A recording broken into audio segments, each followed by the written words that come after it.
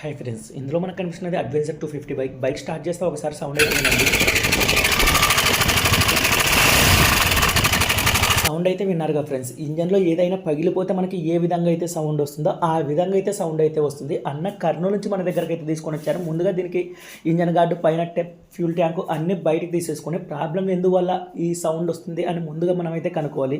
మీరైతే చూశారంటే మనం మొత్తం రేడియేటర్ అన్ని A to Z అయితే ఏవేవైతే ఇంజన్ ఓపెన్ చేయాలంటే మనకు అడ్డు ఉంటాయో అన్నీ అయితే తీసేసుకున్నాం. మనం బైక్ పైనే క్లచ్ కప్పు అలాగే పైన హెడ్ టాప్ మొత్తం రెండు బయటకు తీయగానే మనకు ప్రాబ్లం అయితే అర్థమైపోయింది.